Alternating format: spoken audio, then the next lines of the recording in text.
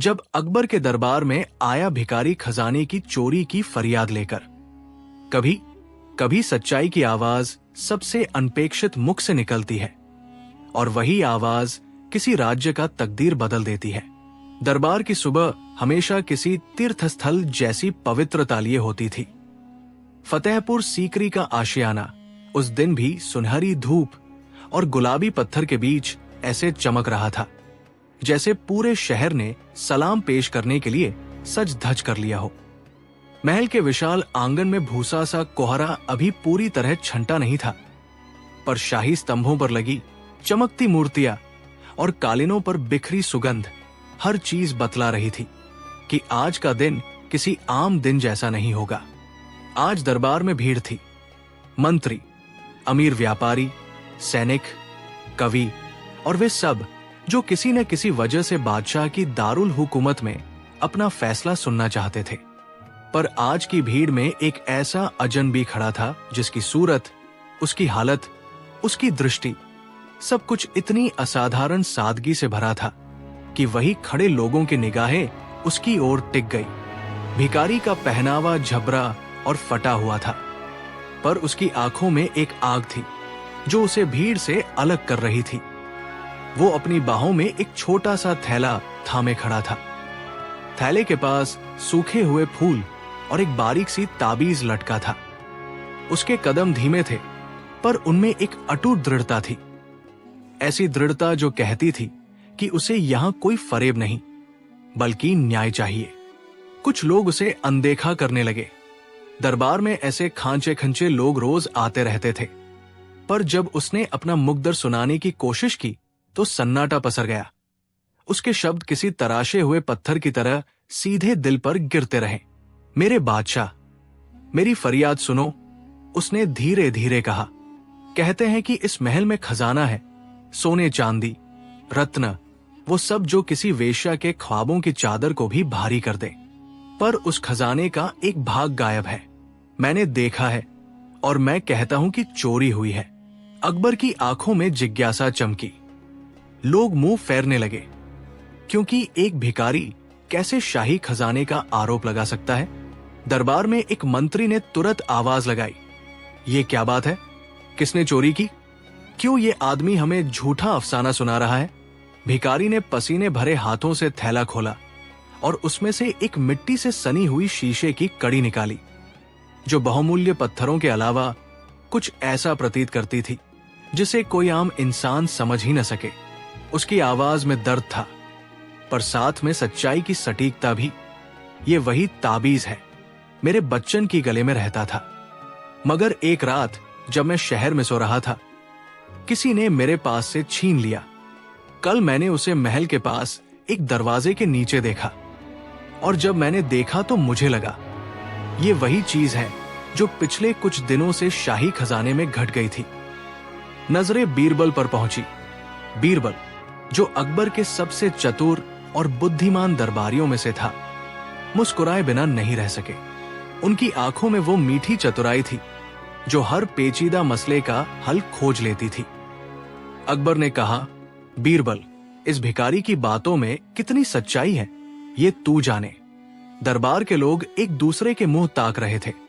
कुछ लोग ये सोचकर हैरान थे कि क्या दरबार ने कभी किसी भिखारी की फरियाद सुनी होगी, और वही कुछ लोग डर रहे थे कि अगर ये सच निकला तो किसका घूंघट फटने वाला है।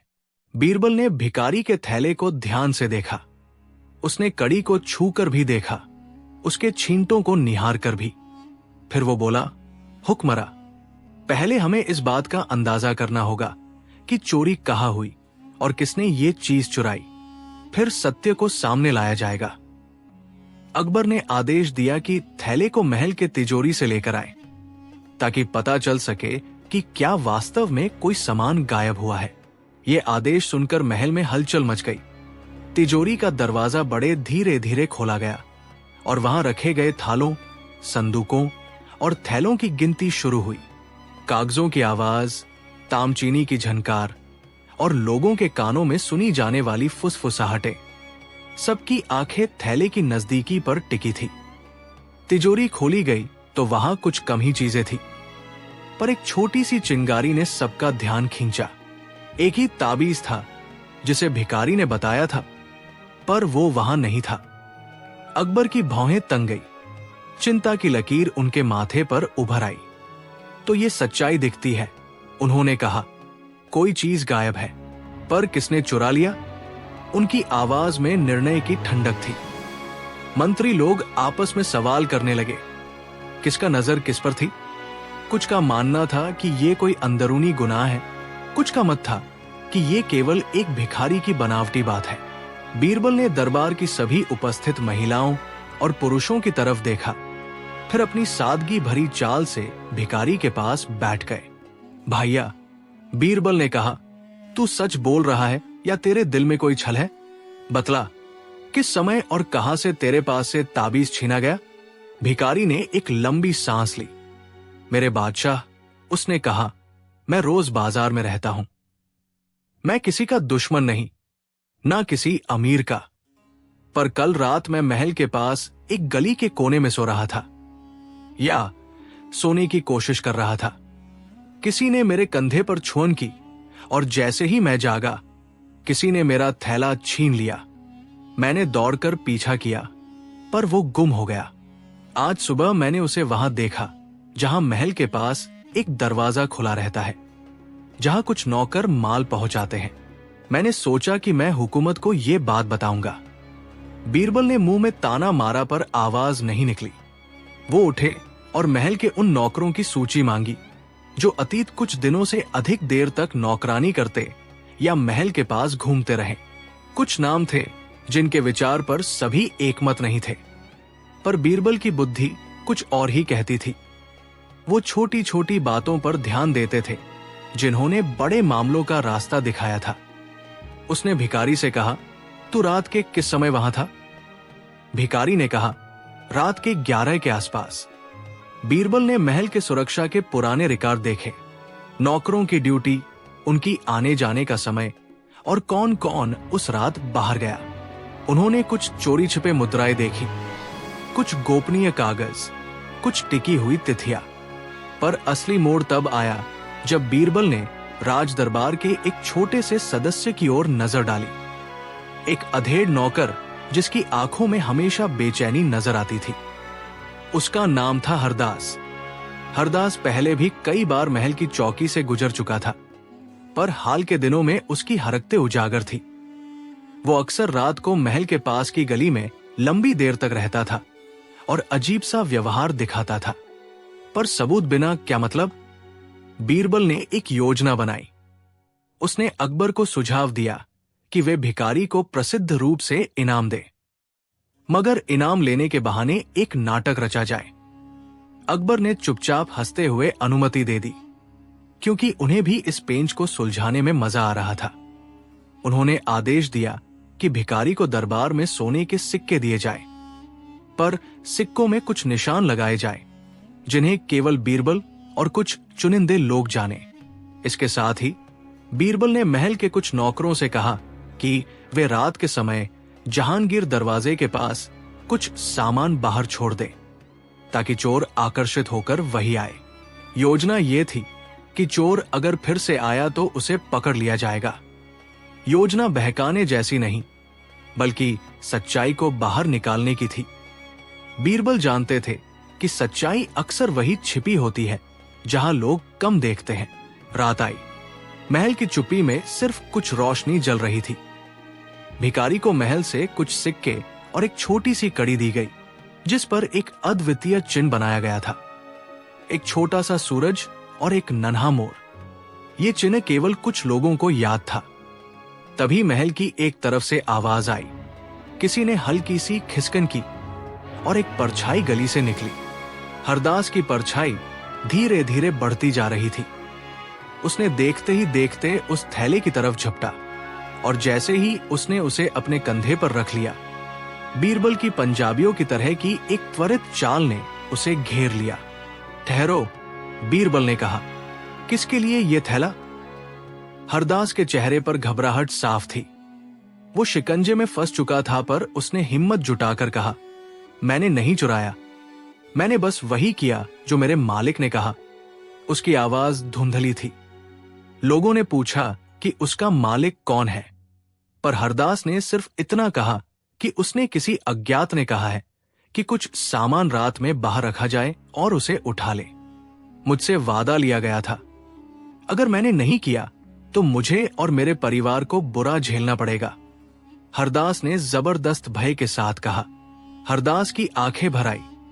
वो कमजोर था, पर उसकी आवाज में एक प्रकार की मजबूरी थी, मानो वो कोई पंछी हो जिसे किसी ने पिंजरे में डाल रखा हो। बीरबल ने उसकी बातों में सच्चाई झांकी, पर यही सच्चाई पूरा सच नहीं बता रही थी।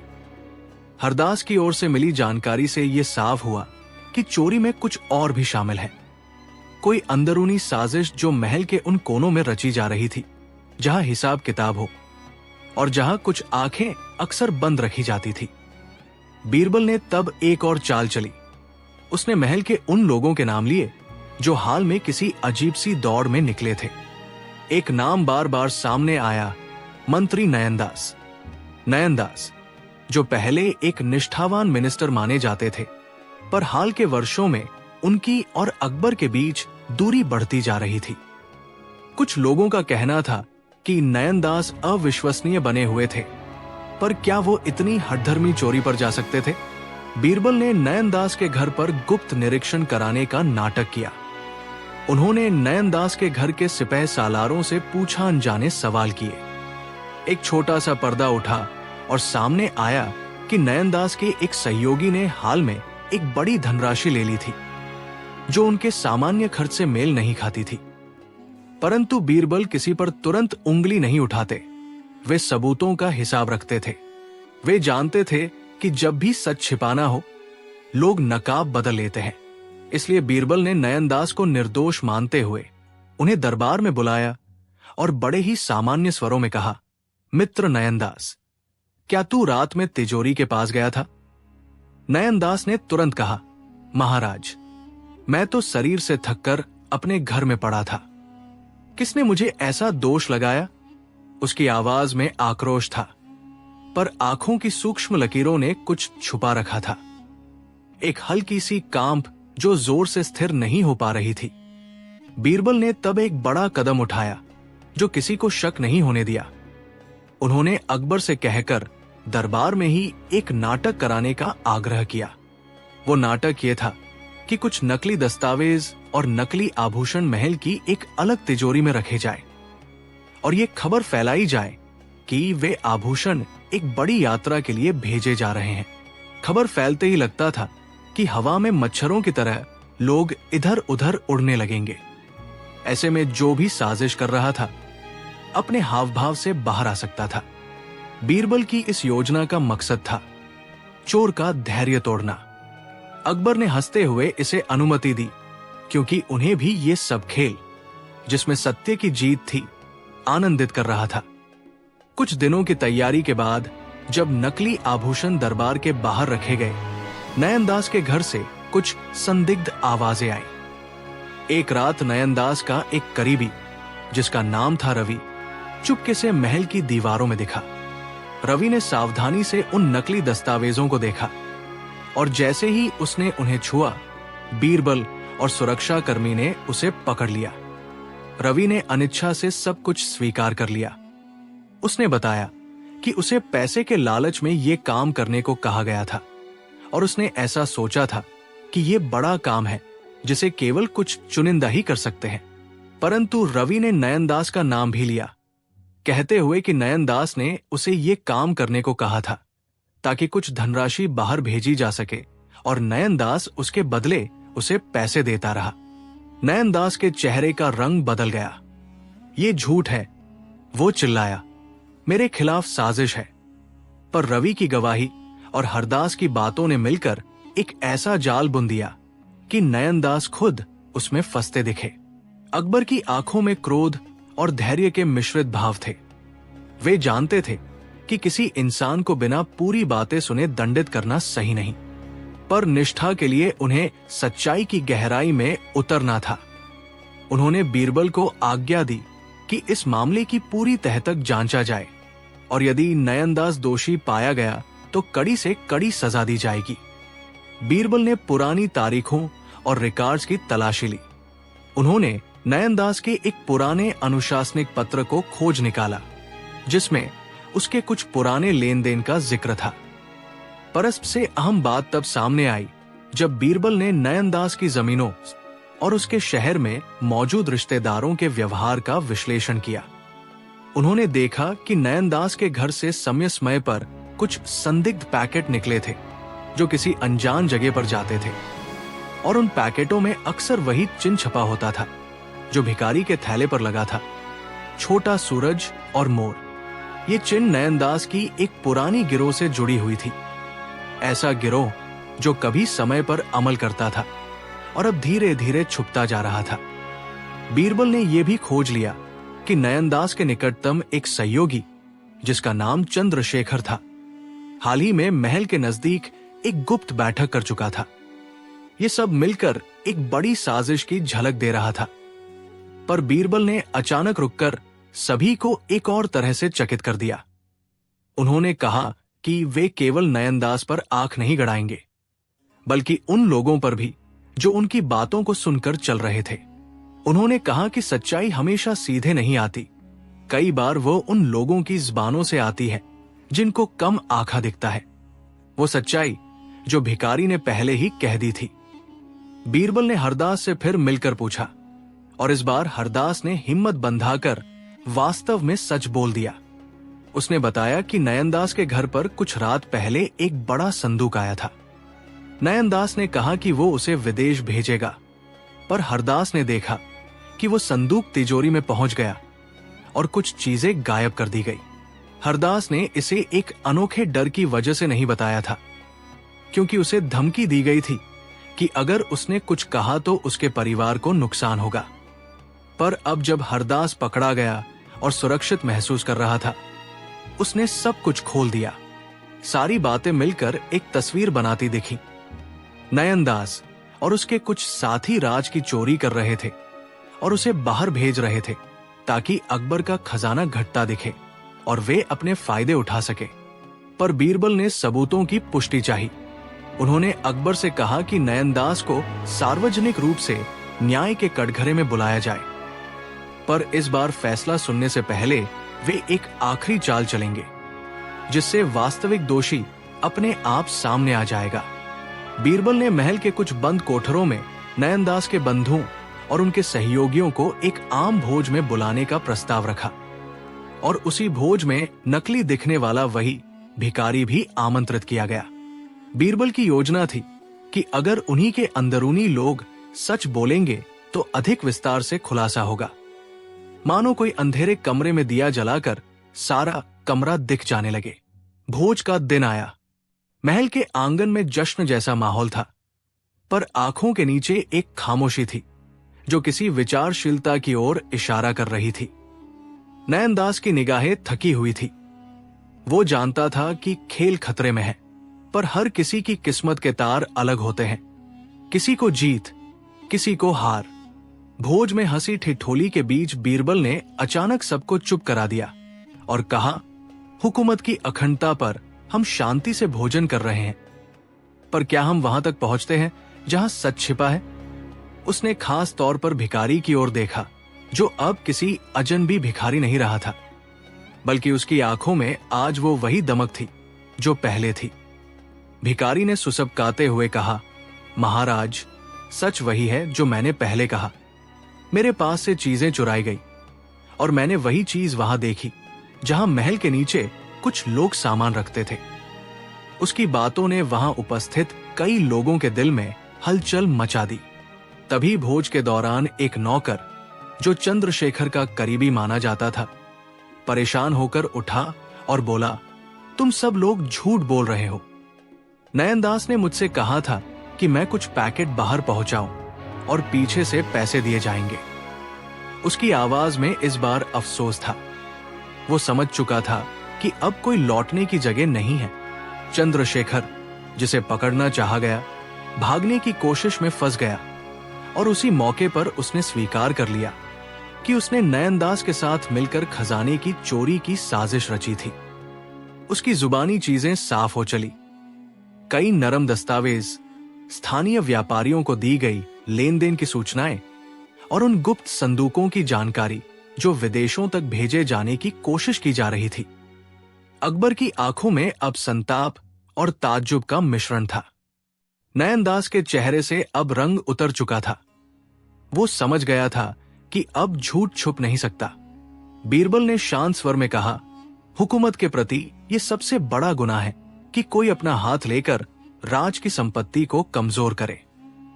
अकबर ने निर्णय लिया कि नयनदास और उसके सहयोगियों पर मुकदमा चलाया जाएगा, पर अकबर की नजरों में दया का भी स्थान था। उन्होंने सोचा कि कोई भी अकेला व्यक्ति इतना बड़ा दोष कैसे कर सकता है, शायद उस पर भी कुछ मजबूरियां थी।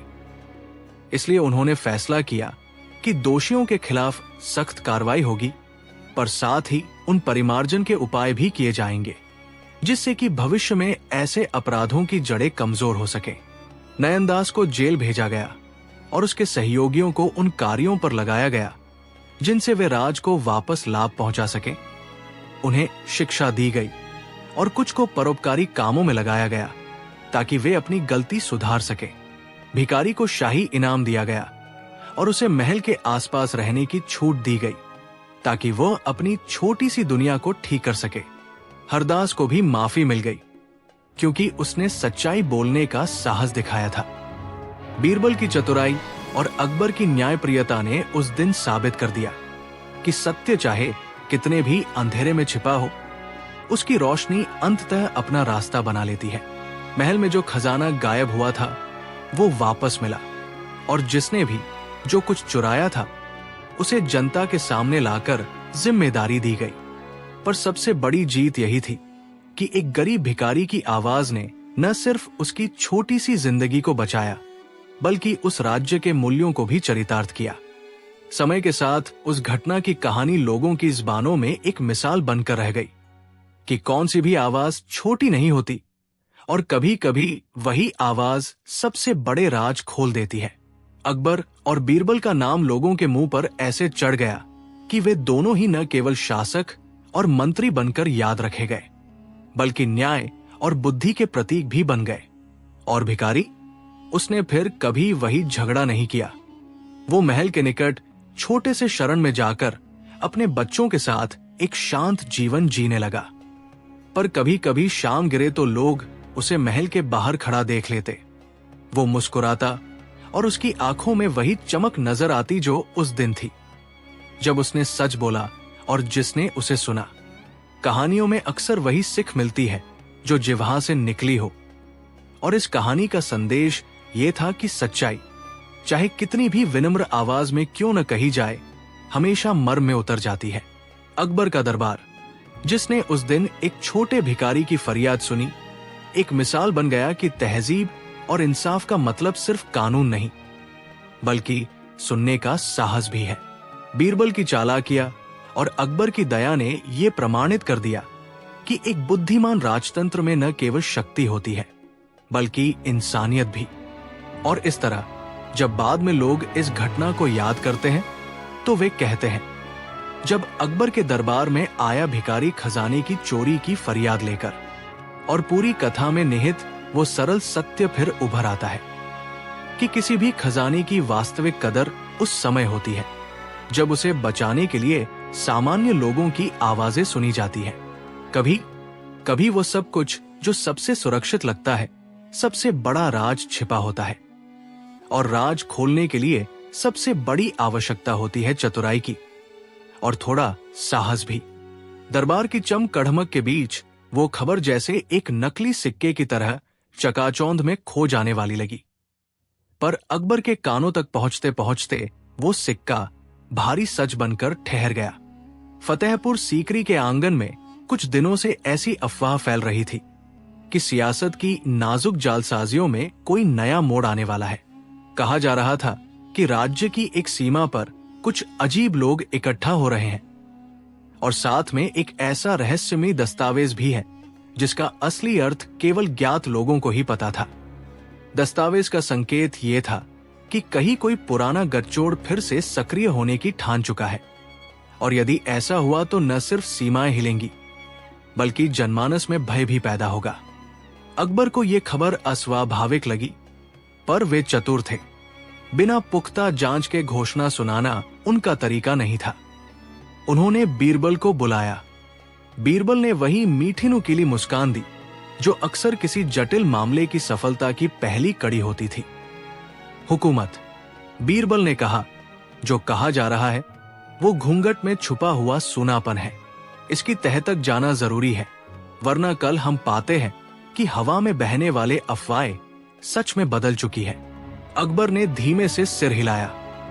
ठीक है, हम गुप्त यात्रा पर चलते हैं, उन्होंने कहा, पर इस यात्रा में सिर्फ वही लोग चलेंगे जो बिना शोर शराबे सच्चाई खंगाल सके। और बीरबल, तू मेरा साथ देगा।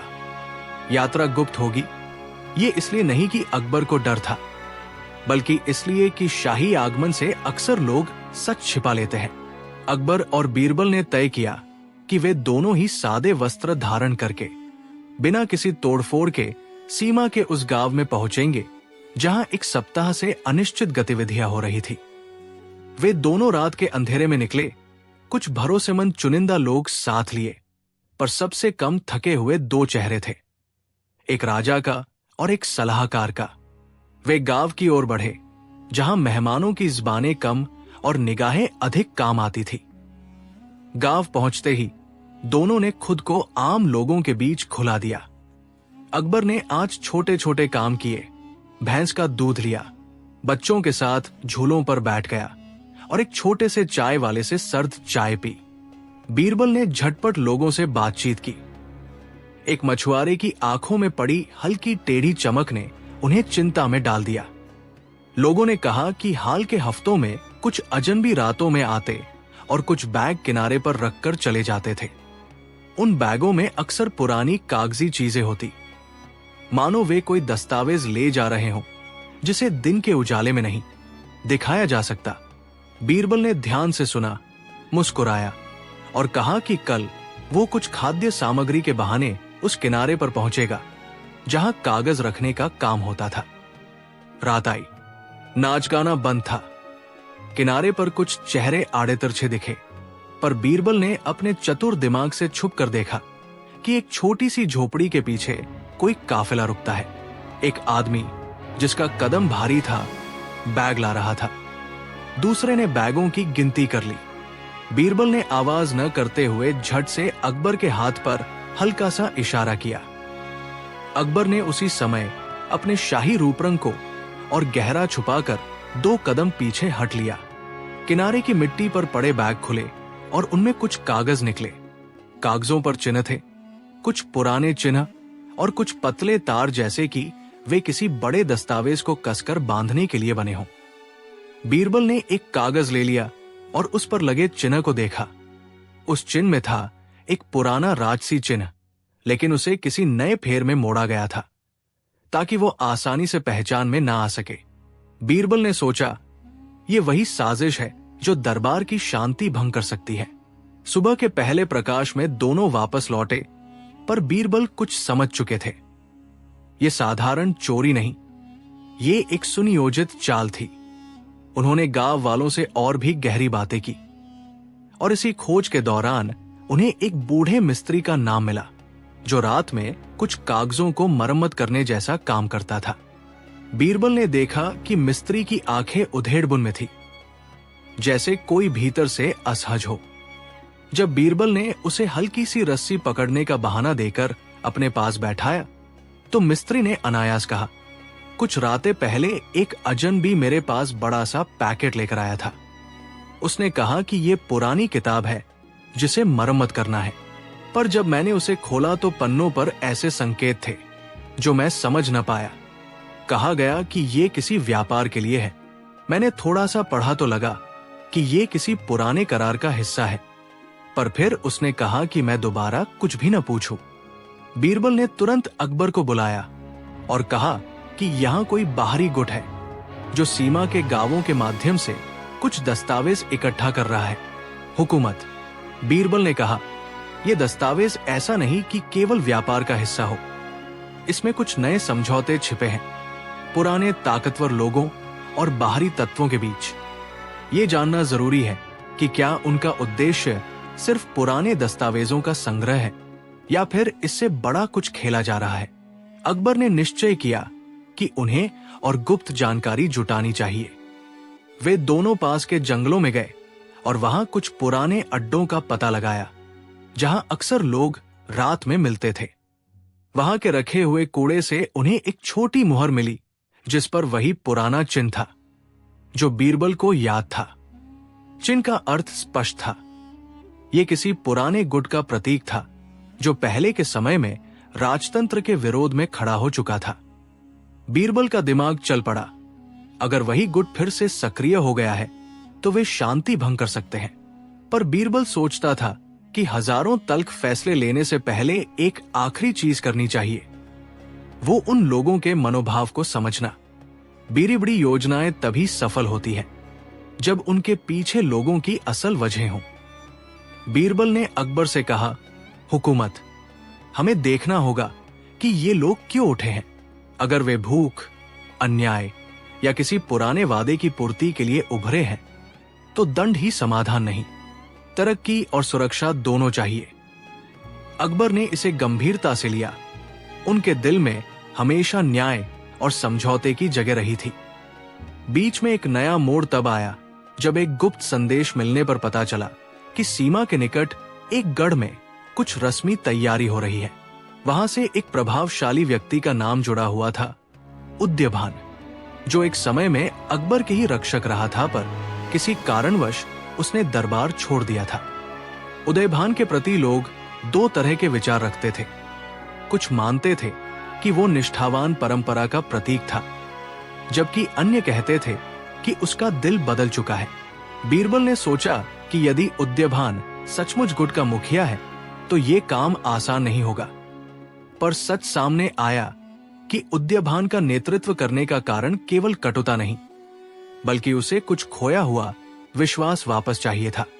अकबर और बीरबल ने तय किया कि वे उद्यभान से अकेले मिलेंगे और नहीं कोई शाही सुरक्षाकर्मी। वे फिर छद्म वस्त्रों में निकले और उद्यभान के गढ़ की ओर बढ़े। रास्ते में बीरबल ने ऐसे सवाल पूछे जो उद्यभान की सोच के तार छूते थे।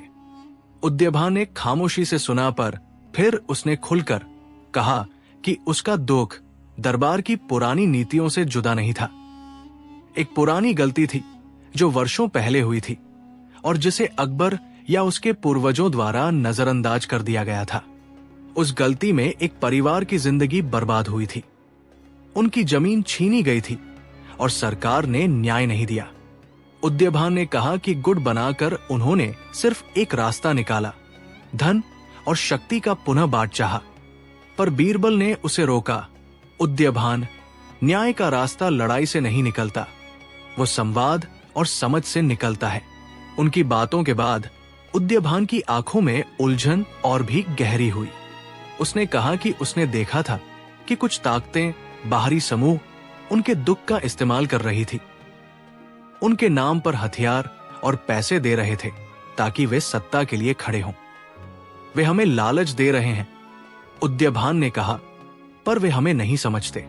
वे हमसे सिर्फ इस्तेमाल करना चाहते हैं। बीरबल ने मुस्कुरा कर कहा, और यही वजह है कि हमें पहले समझना होगा कि कौन किसके साथ है। बीरबल ने उद्यभान को समझाया कि अगर वे गुट की जगह न्याय की लड़ाई लड़ेंगे तो उनका समर्थन जनता से आएगा, न कि बाहर से। अकबर ने उद्यभान से कहा कि वे उसके साथ मिलकर उस गलती की तह तक जाएंगे जिसने उसके लोगों को चोट पहुंचाई थी, और यदि गलती सरकार की तरफ से थी तो उसे सुधारा जाएगा। उद्यभान ने हिचकते हुए मनोयोग से स्वीकार किया। यह गुप्त समझौता किसी गुप्त दस्तावेज से नहीं, बल्कि सीधी बातचीत और भरोसे से बना। वे तीनों वापस लौटे। अब उनके कंधों पर केवल राजकीय दायित्व नहीं था, बल्कि एक मानवीय समझ का भार भी था। बीरबल ने अकबर को सुझाव दिया कि वो कुछ समय के लिए गुप्त रूप में रहकर वास्तविक स्थिति का आकलन करें, ताकि जो लोग डर या अविश्वास के कारण खड़े हुए हैं उनका मन बदला जा सके। समय के साथ अकबर और बीरबल ने गांवों में जाकर लोगों की समस्याएं सुनी। कुछ के पास बीतती हुई कहानियां थी, कुछ के पास अभी भी घाव थे। उन्होंने देखा कि कुछ जगहों पर कर का भार बढ़ा दिया गया था, और कुछ जगहों पर अधिकारी स्वयं अनुचित व्यवहार कर रहे थे। बीरबल ने छोटी छोटी नीतियां सुझाई, किसानों के लिए कर्ज माफी की व्यवस्था, भ्रष्ट अधिकारियों की जांच और कुछ सामुदायिक न्याय समितियां जो स्थानीय विवादों को बिना बड़े मुकदमों के हल कर सके। अकबर ने सब कुछ लागू किया, पर वो चाहते थे कि परिवर्तन स्थायी हो। इसलिए उन्होंने गुप्त रूप से उद्यभान को भी कुछ स्थानीय प्रशासनिक जिम्मेदारियां दी, ताकि गांव वाले देखें कि उनका कोई अपना भी उनकी रक्षा कर रहा है। धीरे धीरे जिन बाहरी ताकतों ने गुट का फायदा उठाने की कोशिश की थी, उनका प्रभाव घटने लगा। वे अब स्थानीय लोगों को पैसे और हथियारों से प्रभावित नहीं कर पाए, क्योंकि अकबर ने सीधे सीधे समस्या को जड़ से काट दिया, न सिर्फ दंड से बल्कि समझदारी से। बीरबल की चतुराई और अकबर की दया ने यह दिखा दिया कि राज्य केवल तलवार से नहीं बल्कि बातचीत से भी मजबूत हो सकता है। उद्यभान ने अपने लोगों का भरोसा वापस पाकर राज के प्रति अपनी वफादारी जताई और ये भी माना कि क्रोध कभी कभी असली दुश्मन की आंखें खोल देता है, पर अंततः ये जिम्मेदारी है जो राह दिखाती है।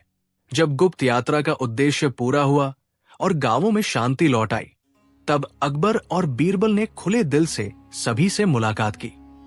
उन्होंने सार्वजनिक रूप से उन नीतियों की घोषणा की जो उन्होंने चुपचाप लागू की थी, और उन गलतियों की स्वतंत्र जांच की घोषणा भी की जो पहले वर्षों में हुई थी। लोगों में विश्वास की लौ फिर जल उठी। उद्यभान को सम्मानपूर्वक उसकी जगह दी गई और वो जनता की सेवा में लग गया। जिन लोगों ने गुट बनाकर गलत रास्ता अपनाया था, उन्हें मजबूरी और जुर्म दोनों के आधार पर अलग अलग तरीके से संभाला गया। किसी को शिक्षा और नौकरी मिली, किसी को दंड मिला, पर साथ ही सुधार की राह भी दिखाई गई।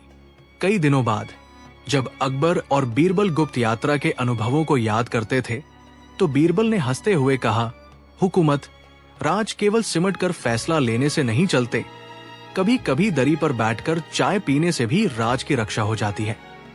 अकबर ने आंखों में संतोष भरकर कहा, और कभी कभी वही चाय पीने वाला हमें वो सच्चाई दिखा देता है जो दरबार की चकमक से छिपी रहती है।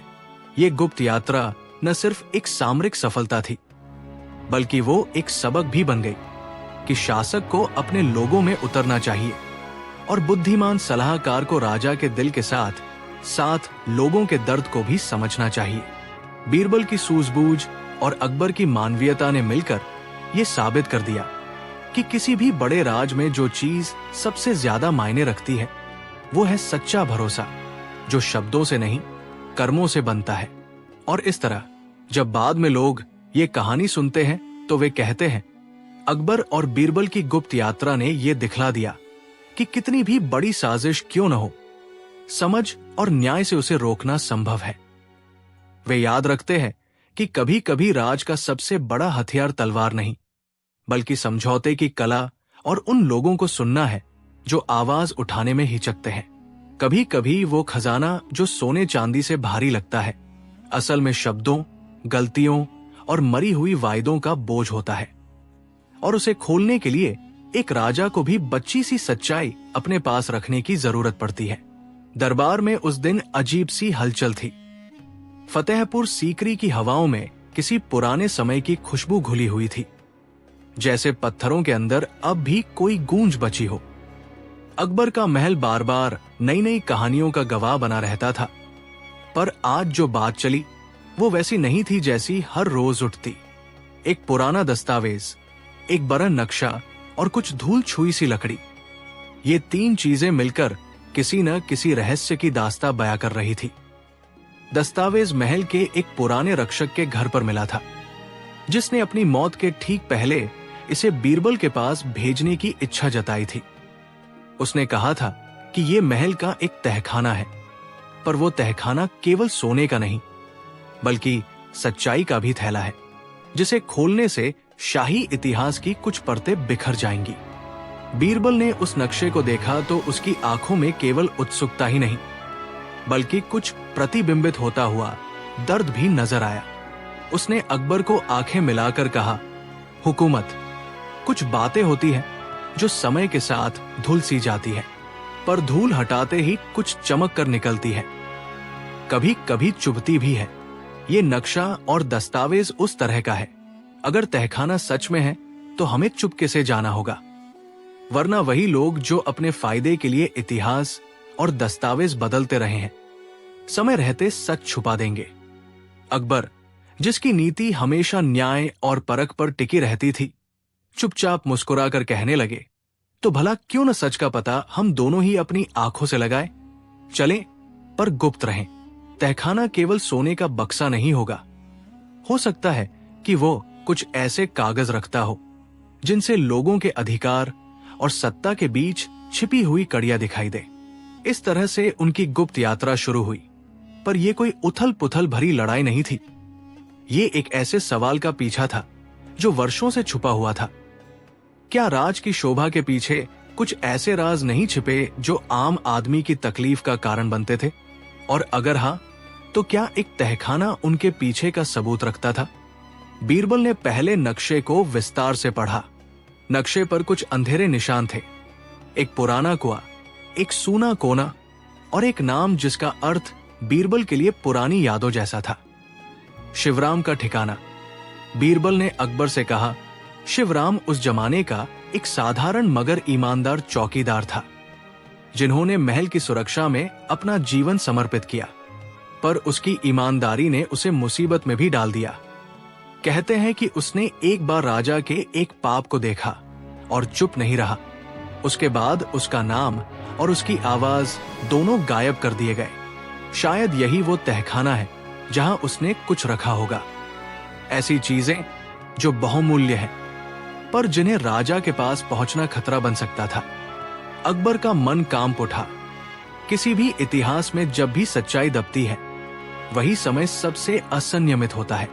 उन्होंने बीरबल से कहा, हम बिना शोर किए जाना चाहिए।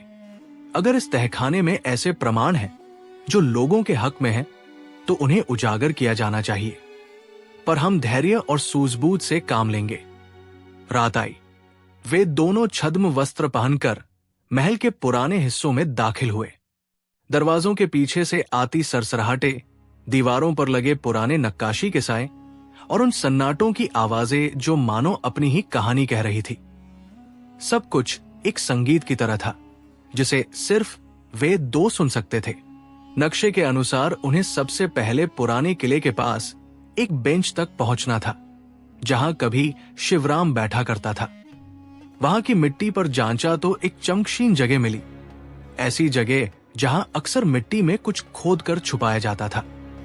बीरबल ने मिट्टी हटाई और वहां से एक लोहे की छोटी चाबी निकली। उसी में एक नाम उभरा हुआ था, जिसे पढ़कर दोनों के दिल धड़क गए, शिवराम। चाबी एक संकेत मात्र नहीं थी, वो उस कहानी का द्वार थी जिसे समय ने बंद कर दिया था। उन्होंने आगे नक्शे में दिखाए अनुसार पुराने कुएं के पास एक पत्थर हटाया और वहां से एक पत्थर के भीतर छिपा हुआ लकड़ी का तख्ता निकला, जिस पर कुछ अक्षर उभरे थे। अक्षरों में लिखा था, सत्य की कुंजी, पर उसे खोलने वाला हृदय का न्याय दे। बीरबल ने मुस्कुराकर अकबर की ओर देखा। हुकूमत, कभी कभी चाबी और दरवाजा कम मायने रखते हैं। असल में हृदय की इमारत ही तय करती है कि कौन अंदर जाएगा। उन्होंने एक पुराना लोहे का दरवाजा देखा जो भूमिगत था। दरवाजे पर लगी लोहे की दरारों में गंदगी और समय की परतें जमा थी। बीरबल ने चाबी घुमाई और दरवाजा कुछ सख्ती से खुला। अंदर से ठंडी हवा निकली जो मानो वर्षों से पड़ी सांसों को बाहर निकाल रही थी। वहां उतरते ही कुछ रोशनी की किरणें उन पर पड़ी, जो सीधे पुरानी किताबों, लिपियों और संदूकों पर आकर चमक उठीं। पर सबसे आगे एक छोटी सी तख्ती थी जिस पर लिखा था, तहखाना, वो जगह जहां पंडितों की बातें और चौकीदारों की सच्चाई संग्रहित रहती है। भीतर जैसे ही वे दाखिल हुए, बीरबल ने देखा कि वहां कई संदूक थे, पर उन संदूकों का मिलान उन्होंने पहले कभी सरकार के किसी खाते से नहीं देखा था। इनमें अजीब सी काफिया, पुराने करार और कुछ नाम थे जो अब इतिहास के पन्नों में धंसे हुए थे। वे दोनों एक एक करके कागजों को उठाकर पढ़ने लगे। एक दस्तावेज पर एक सूची थी लोगों के नाम और उनके गांवों के नाम, और साथ में उनके खाते, जो साफ दिखा रहा था कि किससे कितना कर लिया गया और किसने कितना हकदार था। उसमें कुछ ऐसी कटौतियां दिखाई दे रही थी, दिखाया जा सकता। बीरबल ने ध्यान से सुना, मुस्कुराया और कहा कि कल वो कुछ खाद्य सामग्री के बहाने उस किनारे पर पहुंचेगा जहां कागज रखने का काम होता था। रात आई, नाच गाना बंद था। किनारे पर कुछ चेहरे आड़े तिरछे दिखे, पर बीरबल ने अपने चतुर दिमाग से छुप कर देखा कि एक छोटी सी झोपड़ी के पीछे कोई काफिला रुकता है। एक आदमी जिसका कदम भारी था, बैग ला रहा था। दूसरे ने बैगों की गिनती कर ली। बीरबल ने आवाज न करते हुए झट से अकबर के हाथ पर हल्का सा इशारा किया। अकबर ने उसी समय अपने शाही रूपरंग को और गहरा छुपाकर 2 कदम पीछे हट लिया। किनारे की मिट्टी पर पड़े बैग खुले और उनमें कुछ कागज निकले। कागजों पर चिन्ह थे, कुछ पुराने चिन्ह और कुछ पतले तार, जैसे कि वे किसी बड़े दस्तावेज को कसकर बांधने के लिए बने हों। बीरबल ने एक कागज ले लिया और उस पर लगे चिन्ह को देखा। उस चिन्ह में था एक पुराना राजसी चिन्ह, लेकिन उसे किसी नए फेर में मोड़ा गया था ताकि वो आसानी से पहचान में ना आ सके। बीरबल ने सोचा, ये वही साजिश है जो दरबार की शांति भंग कर सकती है। सुबह के पहले प्रकाश में दोनों वापस लौटे, पर बीरबल कुछ समझ चुके थे। ये साधारण चोरी नहीं, ये एक सुनियोजित चाल थी। उन्होंने गांव वालों से और भी गहरी बातें की और इसी खोज के दौरान उन्हें एक बूढ़े मिस्त्री का नाम मिला जो रात में कुछ कागजों को मरम्मत करने जैसा काम करता था। बीरबल ने देखा कि मिस्त्री की आंखें उधेड़बुन में थी, जैसे कोई भीतर से असहज हो। जब बीरबल ने उसे हल्की सी रस्सी पकड़ने का बहाना देकर अपने पास बैठाया, तो मिस्त्री ने अनायास कहा, कुछ रातें पहले एक अजनबी मेरे पास बड़ा सा पैकेट लेकर आया था। उसने कहा कि ये पुरानी किताब है जिसे मरम्मत करना है, पर जब मैंने उसे खोला तो पन्नों पर ऐसे संकेत थे जो मैं समझ न पाया। कहा गया कि ये किसी व्यापार के लिए है। मैंने थोड़ा सा पढ़ा तो लगा कि ये किसी पुराने करार का हिस्सा है, पर फिर उसने कहा कि मैं दोबारा कुछ भी न पूछूं। बीरबल ने तुरंत अकबर को बुलाया और कहा कि यहां कोई बाहरी गुट है जो सीमा के गांवों के माध्यम से कुछ दस्तावेज इकट्ठा कर रहा है। हुकूमत, बीरबल ने कहा, यह दस्तावेज ऐसा नहीं कि केवल व्यापार का हिस्सा हो। इसमें कुछ नए समझौते छिपे हैं, पुराने ताकतवर लोगों और बाहरी तत्वों के बीच। ये जानना जरूरी है कि क्या उनका उद्देश्य सिर्फ पुराने दस्तावेजों का संग्रह है या फिर इससे बड़ा कुछ खेला जा रहा है। अकबर ने निश्चय किया कि उन्हें और गुप्त जानकारी जुटानी चाहिए। वे दोनों पास के जंगलों में गए और वहां कुछ पुराने अड्डों का पता लगाया जहां अक्सर लोग रात में मिलते थे। वहां के रखे हुए कूड़े से उन्हें एक छोटी मुहर मिली जिस पर वही पुराना चिन्ह था जो बीरबल को याद था। चिन्ह का अर्थ स्पष्ट था। यह किसी पुराने गुट का प्रतीक था जो पहले के समय में राजतंत्र के विरोध में खड़ा हो चुका था। बीरबल का दिमाग चल पड़ा। अगर वही गुट फिर से सक्रिय हो गया है तो वे शांति भंग कर सकते हैं। पर बीरबल सोचता था कि हजारों तल्ख फैसले लेने से पहले एक आखिरी चीज करनी चाहिए, वो उन लोगों के मनोभाव को समझना। बीरी बड़ी योजनाएं तभी सफल होती है जब उनके पीछे लोगों की असल वजह हो। बीरबल ने अकबर से कहा, हुकूमत, हमें देखना होगा कि ये लोग क्यों उठे हैं। अगर वे भूख, अन्याय या किसी पुराने वादे की पूर्ति के लिए उभरे हैं तो दंड ही समाधान नहीं, तरक्की और सुरक्षा दोनों चाहिए। अकबर ने इसे गंभीरता से लिया। उनके दिल में हमेशा न्याय और समझौते की जगह रही थी। बीच में एक नया मोड़ तब आया जब एक गुप्त संदेश मिलने पर पता चला कि सीमा के निकट एक गढ़ में कुछ रस्मी तैयारी हो रही है। वहां से एक प्रभावशाली व्यक्ति का नाम जुड़ा हुआ था, उदयभान, जो एक समय में अकबर के ही रक्षक रहा था, पर किसी कारणवश उसने दरबार छोड़ दिया था। उदयभान के प्रति लोग 2 तरह के विचार रखते थे। कुछ मानते थे कि वो निष्ठावान परंपरा का प्रतीक था, जबकि अन्य कहते थे कि उसका दिल बदल चुका है। बीरबल ने सोचा कि यदि उद्यभान सचमुच गुट का मुखिया है तो ये काम आसान नहीं होगा। पर सच सामने आया कि उद्यभान का नेतृत्व करने का कारण केवल कटुता नहीं, बल्कि उसे कुछ खोया हुआ विश्वास वापस चाहिए था। अकबर और बीरबल ने तय किया कि वे उद्यभान से अकेले मिलेंगे और नहीं कोई शाही सुरक्षाकर्मी। वे फिर छद्म वस्त्रों में निकले और उद्यभान के गढ़ की ओर बढ़े। रास्ते में बीरबल ने ऐसे सवाल पूछे जो उद्यभान की सोच के तार छूते थे। उद्यभान ने खामोशी से सुना, पर फिर उसने खुलकर कहा कि उसका दुख दरबार की पुरानी नीतियों से जुदा नहीं था। एक पुरानी गलती थी जो वर्षों पहले हुई थी और जिसे अकबर या उसके पूर्वजों द्वारा नजरअंदाज कर दिया गया था। उस गलती में एक परिवार की जिंदगी बर्बाद हुई थी। उनकी जमीन छीनी गई थी और सरकार ने न्याय नहीं दिया। उद्यभान ने कहा कि गुट बनाकर उन्होंने सिर्फ एक रास्ता निकाला, धन और शक्ति का पुनः बांट चाहा। पर बीरबल ने उसे रोका। उद्यभान, न्याय का रास्ता लड़ाई से नहीं निकलता, वो संवाद और समझ से निकलता है। उनकी बातों के बाद उद्यभान की आंखों में उलझन और भी गहरी हुई। उसने कहा कि उसने देखा था कि कुछ ताकतें, बाहरी समूह उनके दुख का इस्तेमाल कर रही थी। उनके नाम पर हथियार और पैसे दे रहे थे ताकि वे सत्ता के लिए खड़े हों। वे हमें लालच दे रहे हैं, उद्यभान ने कहा, पर वे हमें नहीं समझते। वे हमसे सिर्फ इस्तेमाल करना चाहते हैं। बीरबल ने मुस्कुरा कर कहा, और यही वजह है कि हमें पहले समझना होगा कि कौन किसके साथ है। बीरबल ने उद्यभान को समझाया कि अगर वे गुट की जगह न्याय की लड़ाई लड़ेंगे तो उनका समर्थन जनता से आएगा, न कि बाहर से। अकबर ने उद्यभान से कहा कि वे उसके साथ मिलकर उस गलती की तह तक जाएंगे जिसने उसके लोगों को चोट पहुंचाई थी, और यदि गलती सरकार की तरफ से थी तो उसे सुधारा जाएगा। उद्यभान ने हिचकते हुए मनोयोग से स्वीकार किया। ये गुप्त समझौता किसी गुप्त दस्तावेज से नहीं, बल्कि सीधी बातचीत और भरोसे से बना। वे तीनों वापस लौटे। अब उनके कंधों पर केवल राजकीय दायित्व नहीं था, बल्कि एक मानवीय समझ का भार भी था। बीरबल ने अकबर को सुझाव दिया कि वो कुछ समय के लिए गुप्त रूप में रहकर वास्तविक स्थिति का आकलन करें, ताकि जो लोग डर या अविश्वास के कारण खड़े हुए हैं उनका मन बदला जा सके।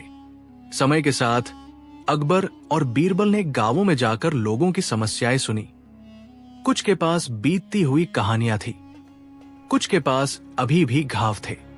उन्होंने देखा कि कुछ जगहों पर कर का भार बढ़ा दिया गया था और कुछ जगहों पर अधिकारी स्वयं अनुचित व्यवहार कर रहे थे। बीरबल ने छोटी छोटी नीतियां सुझाई, किसानों के लिए कर्ज माफी की व्यवस्था, भ्रष्ट अधिकारियों की जांच और कुछ सामुदायिक न्याय समितियां जो स्थानीय विवादों को बिना बड़े मुकदमों के हल कर सके। अकबर ने सब कुछ लागू किया, पर वो चाहते थे कि परिवर्तन स्थायी हो। इसलिए उन्होंने गुप्त रूप से उद्यभान को भी कुछ स्थानीय प्रशासनिक जिम्मेदारियां दी, ताकि गांव वाले देखें कि उनका कोई अपना भी उनकी रक्षा कर रहा है। धीरे धीरे जिन बाहरी ताकतों ने गुट का फायदा उठाने की कोशिश की थी, उनका प्रभाव घटने लगा। वे अब स्थानीय लोगों को पैसे और हथियारों से प्रभावित नहीं कर पाए, क्योंकि अकबर ने सीधे सीधे समस्या को जड़ से काट दिया, न सिर्फ दंड से बल्कि समझदारी से। बीरबल की चतुराई और अकबर की दया ने यह दिखा दिया कि राज्य केवल तलवार से नहीं बल्कि बातचीत से भी मजबूत हो सकता है। उद्यभान ने अपने लोगों का भरोसा वापस पाकर राज जो बेवजह हुई थी, कुछ नामों के पास राशि वसूली लिखा था, पर वहां के बयानों में छुपा सच अलग था। बीरबल ने आंखें भौहों की तरफ उठाते हुए पढ़ा और धीरे धीरे उसकी आवाज में एक सख्ती आई। यहां तो बहुत कुछ नाजायज तरीके से रकम और हक छिनी गई है, और ये सब तो इतने वर्षों से छुपा हुआ था। अकबर के चेहरे पर गंभीरता घुल गई। हर नए पन्ने पर कुछ नया खुलता जा रहा था। किसानों के नाम, उनकी जमीनों के ब्यौरे और कुछ स्थानीय अधिकारियों के हस्ताक्षर, जिनके नीचे विशेष छूट लिखी हुई थी। बीरबल ने एक पेटी खोली तो उसमें कुछ मोहरें और कुछ सुनहरे टोकन निकले, पर उन टोकनों पर एक ही निशान था जो सरकारी मुहर जैसा दिखता था, पर उसमें कुछ छुपा था। एक छोटा सा चिन्ह जो बताता था कि यह किसी विशेष सौदे के लिए प्रयोग हुआ था। उनके दिमाग में सवाल तेजी से फिर उठने लगा। क्या कोई शाही अफसर या मंत्री वर्षों पहले इस तरह की छेड़छाड़ में शामिल था? क्या यह तहखाना सच में उन सच्चाइयों का अड्डा था जिन्हें दबाया गया था? जैसे जैसे वे पढ़ते गए, एक पुराना पत्र मिला जिसमें लिखा था कि शिवराम ने उन दिनों कुछ लोगों की मदद से कुछ ऐसे दस्तावेज इकट्ठा किए थे जो बताते थे कि किस तरह से जमीनों के अधिकार गलत ढंग से दिए जा रहे थे। उसने लिखा था कि वो ये सब सुरक्षित रख रहा था, पर वो डरता था कि अगर इस सब का पता चल पड़ा तो उसके परिवार को भारी भुगतना होगा। उसने अपने लिखा में ये भी जोड़ा कि उसने अगर ये दस्तावेज दरबार तक पहुंचाए तो सच्चाई सामने आ सकती है, पर शायद किसी भी चीज का फैसला कुर्सी पर बैठकर नहीं, बल्कि दिल में बैठकर ही किया जा सकता है। वो पत्र आखिरकार यही कहता, सत्य को छिपाने से कुछ भी नहीं मिल पाता, पर सच का सामना करने में हिम्मत चाहिए। बीरबल ने वो पत्र पढ़ते ही अकबर की उंगली पकड़ ली। हुकूमत, ये सिर्फ रजिस्ट्री का मामला नहीं है, ये विश्वास है जो दबा हुआ है। अगर हम इन दस्तावेजों को प्रकाशित कर देंगे तो कुछ लोगों की इज्जत ठेस पहुंच सकती है और कुछ लोगों के अधिकारों की वापसी हो सकती है, पर साथ ही जो लोग अब तक सत्ता की ऊंचाइयों पर बैठे हैं वे इसे अपनी प्रतिष्ठा के लिए खतरा समझेंगे। इसलिए हमें सोच समझकर कदम उठाने होंगे। उन्होंने तहखाने को पूरी तरह से समझने का निश्चय किया। बीरबल ने सुझाव दिया कि पहले वे कुछ दस्तावेजों की नकल बनवाकर सही समय पर सार्वजनिक कर दें। ऐसा समय जब लोगों के लिए ये विरोधाभास स्पष्ट हो और सरकार की न्यायप्रियता पर कोई भी सवाल न खड़ा हो। अकबर ने कहा, हम सच को छुपाए बिना पर उसके साथ संवेदनशीलता और संतुलन से पेश आएंगे। इतिहास सुधारने का अर्थ केवल किसी को दोषी बताना नहीं, बल्कि अशुद्धियों को ठीक करना भी है। इसी बीच एक दस्तावेज मिला जिस पर एक कड़वी सच्चाई लिखी थी। कुछ वर्षों पहले एक बड़े निवेश के नाम पर भूमि अधिग्रहण किए गए थे और कुछ अधिकारियों ने अपनी जेबें भरी थी। इसके साथ ही एक सूची थी जिसमें उन गांवों के नाम थे जिनको कुछ रकम का भुगतान होना चाहिए था, पर वो नहीं हुआ। बीरबल ने एक गहरी सांस ली। हुकूमत, ये मामला इतना बड़ा है कि यदि हम इसे झट से खोल देंगे तो कुछ लोगों के जीवन में उथल पुथल आ सकती है, पर यदि न खोले तो अन्याय बना रहेगा। अकबर ने कानों में अपनी उंगली रखकर कुछ समय तक चुप्पी साधे रहना सही समझा। फिर वे बोले, हमें ऐसा कुछ करना चाहिए जिससे न्याय की वापसी हो पर जनता में भय न फैले और जो दोषी है उन्हें सुधार के लिए सही मार्ग दिखाया जाए, पर सार्वजनिक तौर पर उन पर कानूनी कार्रवाई भी होगी ताकि ये उदाहरण बने। बीरबल की चालाकी और अकबर की मानवीयता ने मिलकर एक योजना बनाई गई। वे तहखाने के दस्तावेजों की सुरक्षित नकल बनवाएंगे और केवल उन्हीं लोगों के नाम सार्वजनिक करेंगे जिन पर सबूत बहुत सुस्पष्ट होंगे, पर साथ ही उस धन को वापस लौटाने की व्यवस्था भी की जाएगी। उन्होंने फैसला किया कि इस योजना की जानकारी सिर्फ कुछ भरोसेमंद लोगों को दी जाएगी, वही लोग जो वफादार भी हों और न्यायप्रिय भी। ये काम हुआ मुश्किल और संवेदनशील, पर अकबर ने अपनी हस्ताक्षर वाली मुहर से कुछ आदेश जारी किए जिनसे कुछ खास कमेटियां बनी। उनमें गांवों के प्रतिनिधि, कुछ ईमानदार अमले और न्याय के समर्थक शामिल थे। जैसे जैसे कार्रवाई आगे बढ़ी, दरबार में बेचैनी बढ़ी। कुछ मंत्री जो पहले से ही संदिग्ध थे खामोश होने लगे और कुछ ने विरोध जताया, पर अकबर शांत रहे। उन्होंने खुलेआम कहा कि यदि सत्ता में बैठे लोग दोषी पाए गए तो उन्हें कानून के अनुसार सजा दी जाएगी, पर उन्हें सुधार का एक मौका भी दिया जाएगा। बीरबल ने लोगों के बीच जाकर उन गांवों की कहानियां सुनी जिनके नाम तहखाने में थे। उन लोगों के आंसू, उनकी हंसी और उनका विश्वास, यही बीरबल की असली ताकत बन गए। उन्होंने लोगों से कहा कि ये लड़ाई केवल सत्ता के खिलाफ नहीं, बल्कि न्याय की वापसी के लिए है। धीरे धीरे सबूतों के आधार पर कुछ अधिकारियों पर कार्रवाई हुई। उनमें से कई को बिना दंड के केवल उनकी गलतियों को सुधारने और जरूरतमंदों की मदद के लिए लगाया गया। कुछ मामलों में दोषी साबित होने पर उन्हें सार्वजनिक तौर पर मुक्ति के लिए काम करना पड़ा, यानी जिनके साथ अन्याय हुआ था उन्हें वही धन और अधिकार लौटाए गए। कुछ लोगों को जेल जाना पड़ा, पर उनकी जगह बहुत से गरीबों की जमीनें और सुविधाएं वापस लौटाई गई। लोगों ने देखा कि ये शाही आदेश केवल एक दुराचरण को सजा देने के लिए नहीं, बल्कि प्रणालीगत सुधार के लिए भी है। पर कहानी में एक और मोड़ भी था। तहखाने के दस्तावेजों ने संकेत दिए कि कुछ नाम बड़े और अप्रत्याशित भी हो सकते हैं। कुछ ऐसे नगरपति और व्यापारी जिनका राज से गहरा नाता था। बीरबल ने कहा, हुकूमत, अगर हम उनके खिलाफ सीधा कदम उठाएंगे तो आर्थिक हितों में हलचल आ सकती है, पर चाहे आर्थिक हित कितने भी बड़े हों, न्याय की कसौटी पर किसी को माफ नहीं किया जा सकता।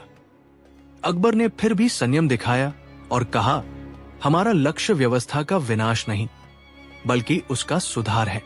इससे बेहतर कुछ नहीं कि हम उन व्यापारियों को भी कानून के दायरे में लाएं और भ्रष्ट आदतों को जड़ से मिटाएं। तहखाना कुछ ऐसा था जिसने न केवल पुरानी ठगी का पर्दाफाश किया, बल्कि वर्तमान में कई सकारात्मक बदलावों की राह भी खोली। बीरबल और अकबर ने एक नया मैकेनिज्म भी लागू किया। अब हर साल तहखाने की जांच अनिवार्य हो और वहां रखे गए सबूतों की एक सुरक्षित रिकॉर्ड कीपिंग समिति बनाई जाए। इससे न केवल पिछली गलतियों की सुध ली गई, बल्कि भविष्य में होने वाले भ्रष्टाचार पर रोक भी लगी। गांवों में पुनर्वितरण और सरकारी नीतियों के पुनर्निरीक्षण से लोगों का विश्वास वापस लौटा। अकबर का शासन और अधिक न्यायप्रिय और पारदर्शी माना जाने लगा। बीरबल की सूझबूझ ने साबित किया कि सच्चाई की रक्षा करने के लिए सिर्फ कठोरता नहीं, समझदारी और व्यवस्था दोनों की आवश्यकता होती है। समय के साथ तहखाने की कथा एक लड़ाई के रूप में कम और एक सीख के रूप में अधिक फैलने लगी। लोग याद करने लगे कि किस तरह से एक चौकीदार की छोटी सी हिम्मत ने कितने परिवारों के जीवन बदल दिए। शाही दरबार में अब नए नियम लागू हो गए, जिससे अधिकारियों की जवाबदेही बढ़ी। बीरबल ने तहखाने की संपूर्ण सामग्री का पूर्ण वितरण सुनिश्चित किया। वो धन जो गलत तरीके से लिया गया था, उसे समुदायों के बीच आगे बढ़ाकर उपयोग में लाया गया। कुएं, स्कूल और सार्वजनिक भंडारों के लिए उन दस्तावेजों ने दिखा दिया कि राज केवल राजसी शोहरत नहीं, बल्कि आम लोगों के जीवन में बेहतर बदलाव लाने का काम भी है। अंततः जब सब कुछ शांत हुआ और तहखाने में रखे गए दस्तावेजों की फाइलें नई प्रणाली के अनुरूप व्यवस्थित हो गई, अकबर और बीरबल एक बार फिर उसी तहखाने में बैठे। बीरबल ने हल्की सी मुस्कुराहट के साथ कहा, हुकूमत, आज हमने सोना चांदी से बड़ा खजाना पाया, लोगों का विश्वास।